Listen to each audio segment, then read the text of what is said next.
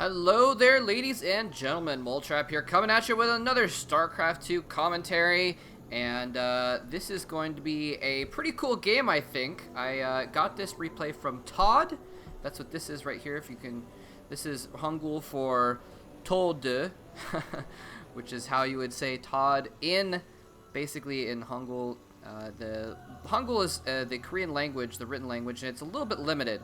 Anyway, so this is going to be ToD down here in the bottom part of the map.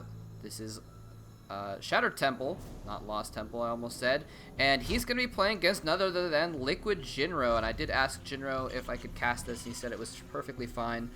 Although he gave the caveat that he said he was having a little bit of an off game, so not to judge him too harshly. So we will not indeed. He's been doing really well lately.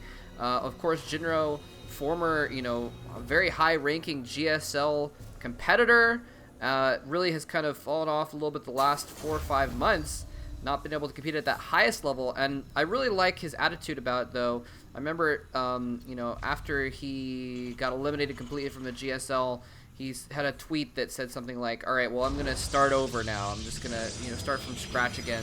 And that's a really cool way that he's committed to getting back there, and he's not being cocky like, oh, well, I was really good and so I should be good still. He's like, all right, well, you know what, I admit that I have stuff to learn. And he has been improving a lot since then as well. I want to point out he has been getting better and better and better, doing better in foreign tournaments, online tournaments, and that kind of thing. Almost got into Code A again a couple times. At least once, actually. I think the second, I think recently he did fairly well. I don't know exactly how far in he got in the Code A qualifiers in the last one. But anyway, point being, Jinro, this is replay is actually from a couple months ago too, by the way. But anyway, Jinro, point being, is doing really well lately. I'm really excited to see what he's capable of here in this. And yeah, so it should be fun.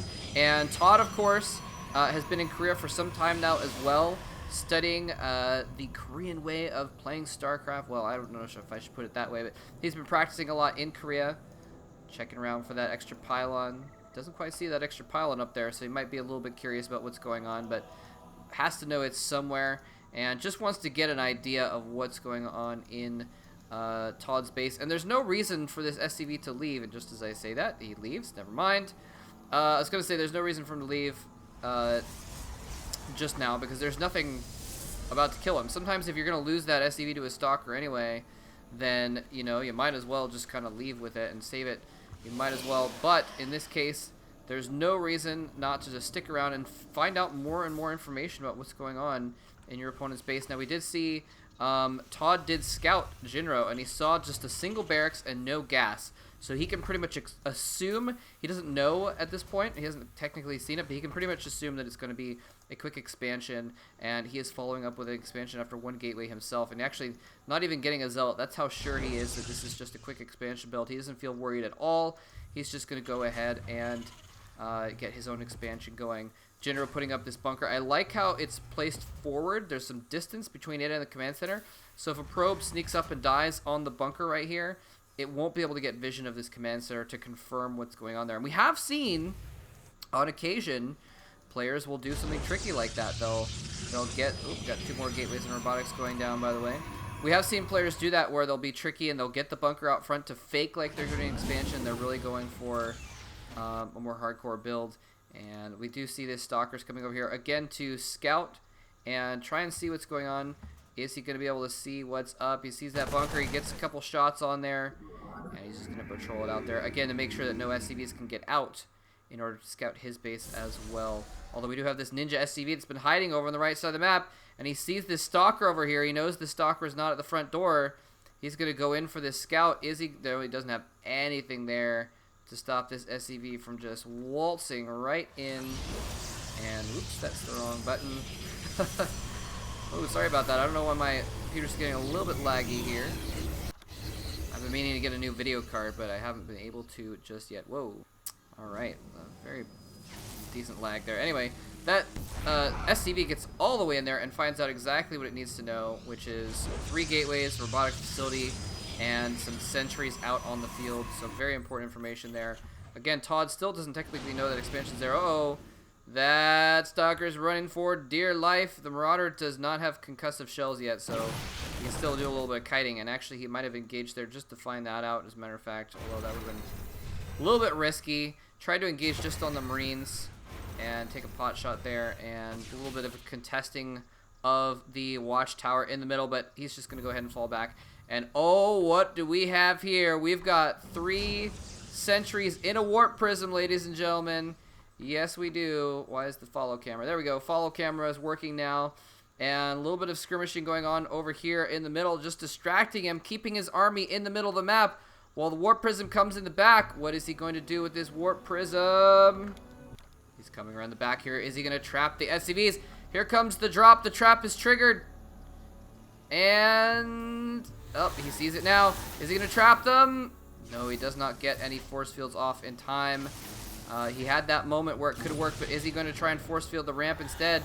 Picks up those sentries and just decides to go ahead and leave, actually, and Jinro accidentally targets his own supply depot as he's trying to chase that warp prism. Interesting.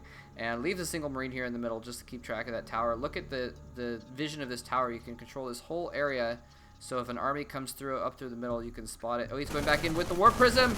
Oh, no! Oh, wow. I'm actually going to go back a second. I should have been watching the middle of the map there. I should have caught this going in. Oh, he did leave the sentries behind. Okay. So, that was just a brick of kinds. And, yeah, so he's just loses that warp prism for no particular reason. He did drop off the sentries, though, so they are still in the army. Starting to build up a lot of zealots in this army as well. And, he's already got an immortal out indeed. So getting that robotics support bay as well down here so he can switch into Colossus tech. He's going to need some kind of splash for the mass bio. He pretty much knows exactly what Jinro is up to at this point, and he's just got to do something to counter it. Jinro actually is a pretty sizable army here. He does not have medevacs out yet, though, and so that is going to make it so that there's not a very sustainable army. If he engages with that army, it's going to be all or nothing, basically. He does have these ghosts out, and those are going to be crucial. Absolutely crucial. Let's in fact check. He does have 2 ghosts on the field. Only 1. Okay, there's the second one coming down with his army as well. He's going to go for a bit of a timing attack here. Concussive shells, combat shields not quite done yet, but he does have those ghosts out. He scans to see what the army composition is like. Beautiful spread of these sentries. Look at that. He cannot hit any 2 sentries at the same time with his EMPs, which is going to basically mean that 2 ghosts will not be effectual at all. He only has... well, let's see, he just got 2 MPs on that one, and that one. Okay, so he did have 4 EMPs. He could have EMP'd all these, but remember, EMP does not knock out all the energy anymore. So these sentries would still have enough for a few force fields.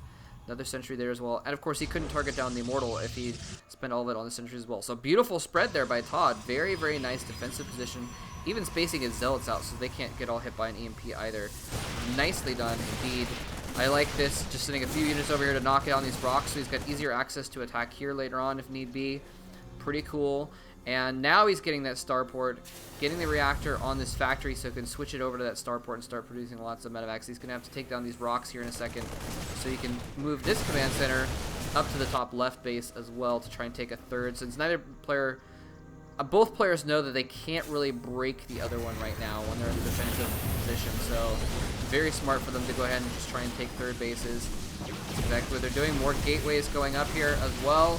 Thermal Lance is just about finished. Surprised we don't see any upgrades going yet for the Protoss player. A little bit strange. Protoss are getting lots of early upgrades these days, but that is going to put Jinro ahead in the upgrades. He is starting to get his +1 weapons right now. They were both concentrating on just getting their army size up and their army composition down instead of trying to get those upgrades. And we do have a lot of Colossus in play, a lot of sentries, so that's going to make the upgrades a little bit less important. It's not as if he's all gateway units where the upgrades are going to be super, super important. It's going to be more about controlling the flow of the battle and using these Colossi to the greatest effect, especially given the fact that, you know what, he's just finished the starport. He's produced a medevac, no, two medevacs, and he doesn't have any Vikings out though, does he? He must know those Colossus are there. Actually, you know what? When he scanned the front door earlier, I don't know if he saw those Colossus. He might get caught completely off guard by these Colossus. He doesn't have any Vikings at all. He does not have a lot of Marauders. Only, well, he's got 14 Marauders. It's a substantial amount, but I don't think it's quite enough to deal with that many Colossus. 3 are, I thought, yeah, there's a third one there. Another one is almost completed as well. It looks like ToD might be going in for an attack. He doesn't have anything to deal with this. These Colossi, his Marines are just going to get completely owned. He needs to at least get some EMPs down if he's going to stand a chance. He stims in and goes and EMPs the shields off of the entire ground army. Beautiful EMPs, but he is going to lose everything. Just caught completely off guard without knowing those Colossus were there. It's totally torn to pieces by the splash damage. Now, at the same time, though, he's dropped half of his force into the main of ToD. The main Nexus is going to go down. He's also dropped... Whoa, that was weird. Okay, he's also dropped some forces over here. Remember those forces that were up here? He actually sent them down into the natural as well. He's got them distance mining the gold now, so they're not hit by these. And now it's become a base trade situation. ToD is going to work with most of his ground army. He's brought some of it back. He's brought some Stalkers back to deal with these few units here. He's got to bring more than that back to clean up his main, though. He's got these Colossus here. They are going to work on the Marauders. He stims in to try and take out the Colossus, and he does not get a single one of them. And unfortunately, it just came down to, I believe, getting completely surprised by those Colossus. Remember, he scanned the front there and did not see any Colossus in the army. He saw the sentries, he saw the immortals, he saw the zealots and stalkers. Didn't see anything else, so Jinro had no way of knowing what he needed. He does have a decent amount of Marauders here. He's got his SCVs. He's traded bases about halfway. He knows that if he can save his main. Oh, he catches the Colossus off guard. He gets one. Whoa, gets half the shields off the other two. That was close. If he picked off those Colossus, he actually would have stood a chance of taking this army and perhaps coming back into this game. But as it stands, he is barely mining. His main is almost out of minerals, and we do have this gold base going up for ToD, so he's going to have that advantage. This command center was not able to keep mining up here. It's been found by a single stalker as well. Colossus and ground units have taken out the entirety of the buildings on the low ground. Jinro is still mining in his main here. He's got to pull off something miraculous if he's going to come back into this game at all. It's going to be tough, though. Again, just caught completely off guard by these Colossus, and that is just too bad. And he's trying to mine up here a little bit of minerals, but that is getting found. And wow, Stalkers coming in. They're going to take out that orbital as well. And we are very close to a GG here, actually. He does manage to get a few minerals in the bank there from that mule first. Is this mule going to be able to travel all the way back with these 25 minerals? We're going to find out. Actually, he might just completely abandon that. Nope. The Immortal sticks around to take it out. Oh, one more shot. Yep, he's down.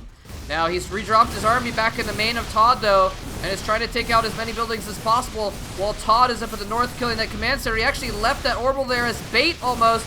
He's coming in here. He unpowers all the warp gates, and the entire army is trying to go for that Nexus as well. He doesn't know the gold base is up. He thinks maybe if he can take that out, he does take it out, but he has to go in and try and take out the Colossus and loses his entire army. And I don't think Jinro knows. No. Oh, he doesn't know about this gold base being up and running, and so he thinks that he's actually taken out all the mining of ToD and can somehow come back into this by building up a decent force. Now, this is actually really impressive, I got to tell you. It was a little bit unfortunate for Jinro to not see those Colossus coming, and he just got completely owned. But he has remacroed up a very significant army here. Lots of Marauders so they can stand up to the fire, the focused fire of those Colossus. But unfortunately, he just has no idea what is going on over in the base of ToD. He doesn't know that ToD has had that gold base running, and so he thinks he's on actually in an advantage mining off of his main still, because he knows he took this out as well. And we do have ToD repowering all those warp gates now, but he's just camped outside of Jinro's base. Single Marauder trying to scope things out. Ooh, decent EMP, kind of a little bit of a pot shot, takes out the energy off 2 sentries. There's the Viking, which has such a good range. He can use it to kind of kite these, and ToD knows it. He's gonna go for the kill right now. It guts up the ramp. Beautiful concave for Jinro, though. He EMPs the shields off of the entire ground army. Will Jinro somehow manage to come back into this game? This Viking just continuing to take shots at that Colossus, not really accomplishing too much, but it does force ToD to fall back or face the wrath of the Vikings.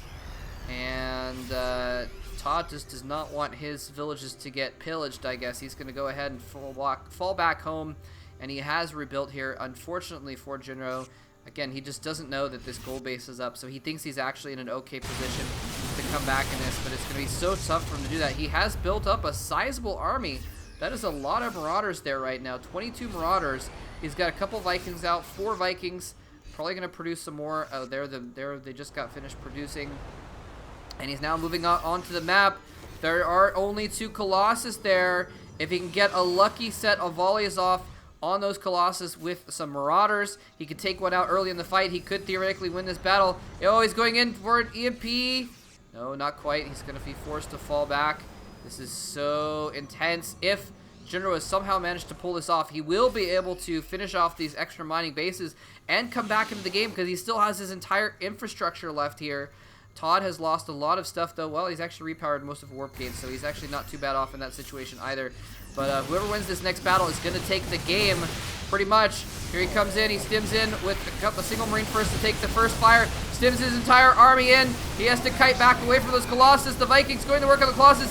Is he going to take out one of them? No, he focus fires down the Vikings, so he can't take out the Colossus. Force fields do not stop this army from kiting back. He's taking out all of the Zealots, but he just has nothing to deal with the Colossus in the back. He can't quite get a good focus fire on those Colossi.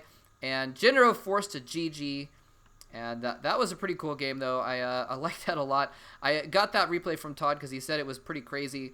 And it was. I liked the base trade going on and everything.